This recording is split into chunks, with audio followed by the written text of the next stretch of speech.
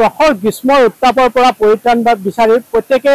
ভিন্ন স্থানলৈ গৈছে আৰু বিশেষকৈ শ্বিলং চেৰাপুঞ্জীত এতিয়া সকলোৱে ঢাপলি মেলিছে কিন্তু শুনি আচৰিত হ'ব যে অসমৰ কামৰূপ জিলাৰ বিশেষকৈ দক্ষিণ কামৰূপৰ নিচেই ওচৰতে আছে খুব ধুনীয়া প্ৰাকৃতিক পৰিৱেশ আৰু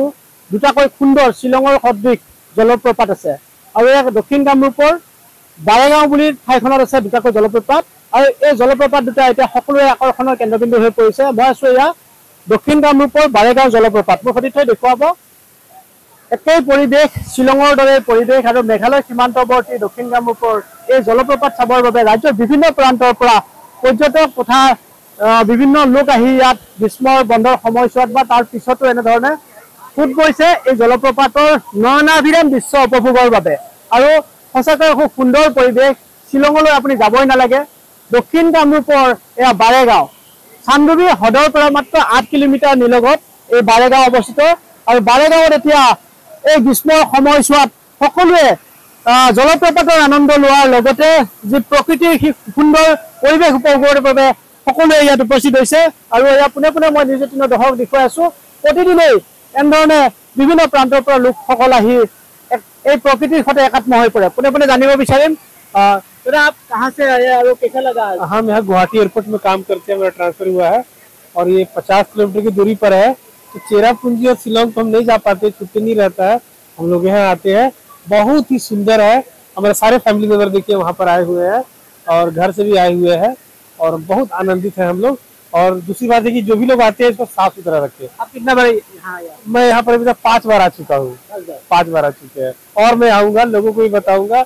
जो भी लोग आते हैं एयरपोर्ट पर मैं बोलता हूँ अगर रुकना है तो गुवाहाटी से यहाँ पर आके देख ले बहुत सारे व्यक्ति चेरापूंजी या शिलोंग नहीं जा पाते हैं यहाँ के हमारे कामरूप का डिस्ट्रिक्ट का जो है हमारा बॉर्डर पर है जरूर घूमे बहुत सुंदर है इतना नजदीक गुवाहाटी से इतना नजदीक है और इतना सुंदर कैसा बताइए क्या बताइए मैं बोलूँगा ये प्रकृति का बहुत ही सुंदर उपहार है और सभी लोगों को जो है आना चाहिए यहाँ पर इससे 2 फायदे हैं पहली बात तो आप बच्चों को और फैमिली को भी जो है आप यहाँ पर जब प्रदान दिखा सकते हैं और कम खर्चे में आ सकते हैं सबसे बड़ी बात ये है সকলে পৰিয়ালৰ লোক ওলাই আহিছে বিশেষকৈ শ্বিলঙলৈ যাবলৈ দৰকাৰ নাই চেৰাপুঞ্জী যাবলৈ দৰকাৰ নাই দক্ষিণ কামৰূপৰ নিচেই ওচৰতে গুৱাহাটীৰ পৰা মাত্ৰ 50 কিলোমিটাৰ নিলগত এয়া দক্ষিণ কামৰূপৰ বিশেষকৈ চান্দুবি হ্ৰদৰ পৰা মাত্ৰ 8 কিলোমিটাৰ নিলগত এনেধৰণৰ দুটাকৈ ৱাটাৰ ফলছ আছে আৰু যি ৱাটাৰ ফলছ চাবৰ বাবে কেৱল গুৱাহাটী মহানগৰীৰ নহয় ৰাজ্যৰ বিভিন্ন প্ৰান্তৰ পৰা এতিয়া ফুট গৈছে আৰু যি সময়ত ভূমিস্খলন বা বিভিন্ন ধৰণৰ দুৰ্যোগ এতিয়া মেঘালয়ত দেখা দিছে কিন্তু সেই সময়তে কিন্তু কোনো বাধা নোহোৱাকৈ খুব সুন্দৰ পথ সুন্দৰ যাতায়াত আৰু তেনে ব্যৱস্থাৰ মাজতে এই সকল লোক ওলাই আহিছে প্ৰকৃতিৰ সৈতে কিছু একাত্ম হোৱাৰ বাবে আৰু গৰমৰ পৰা নিশ্চয় কেনেকুৱা লাগিল আজি দিনটো হয় বহুত ভালে লাগিছে সুন্দৰ ঠাই আৰু বিশেষকৈ ক'বলগীয়া কথা যে সুন্দৰভাৱে যি এক গৰমৰ প্ৰকোপ সেই প্ৰকোপৰ পৰা এটা শীতলৰ যি আনন্দ উপভোগ কৰিবলৈ যদি এটা সুন্দৰ ঠাই ওচৰতে যদি লাগে তেনেহ'লে এইটো ঠাই নিচেই সুন্দৰ আৰু যি কি নহওক ইয়াতে একেবাৰে নিচামুক্ত এলেকা এইখিনি এলেকা গতিকে সুন্দৰভাৱে আপোনালোকে যোনে হ'লেও আহিলে ইয়াতে সুন্দৰভাৱে এটা গৰমৰ পৰা প্ৰকোপৰ পৰা আত্মহাৰা হ'ব পাৰে ইয়াতে আমি ইয়াৰে হয় কামৰূপ জিলাৰ নিচেই নিলগত বস্ত্ৰনগৰী ফালগুচিৰ পৰা আহিছোঁ আমি লগৰবিলাকে আহিছোঁ একেলগে অলপমান খেল ধেমালি কৰিবলৈ যাতায়াতৰ ক্ষেত্ৰত একোৱে প্ৰব্লেম নাই ৰাস্তাও সুন্দৰ ৰাস্তা একেবাৰে ধুনীয়া পকীকৰণ কৰা হৈছে একো ধৰণৰ মানে হেৰি নাই আৰু ধুনীয়া ৰাস্তাটো আপোনালোকে চাবলৈ খুব ধুনীয়া বাগান চাগান দেখা পাব গতিকে সুন্দৰ হয়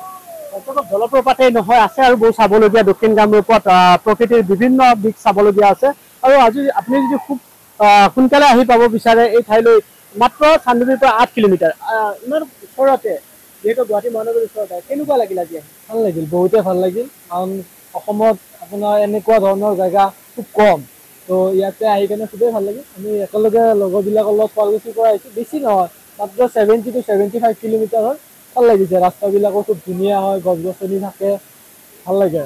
চৰকাৰে আৰু কিছু ব্যৱস্থা কৰিব পাৰে যাতে পৰ্যটকবিলাকে আহি ভাল পায় পাৰে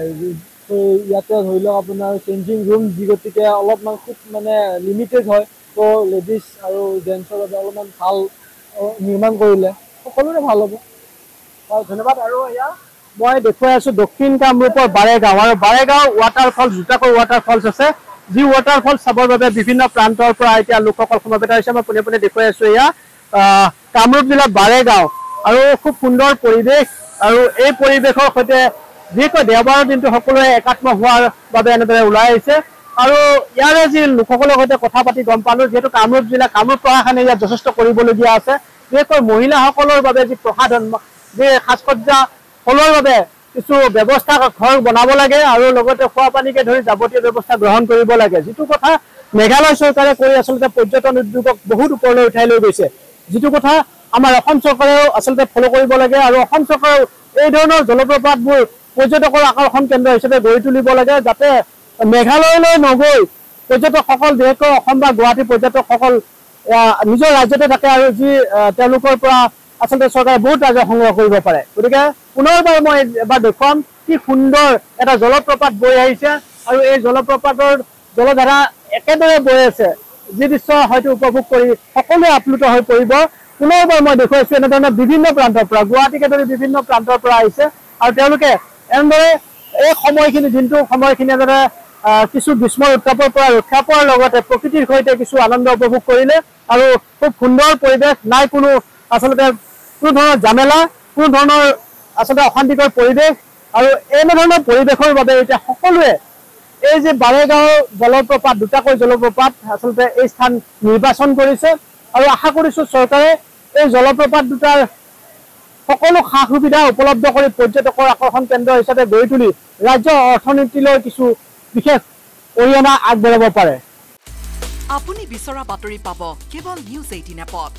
নিউজ 18 এপ ডাউনলোড কৰিবলৈ স্ক্যান কৰক এই QR কোড গুগল প্লে ষ্টৰতো পাব এই নিউজ 18 এপ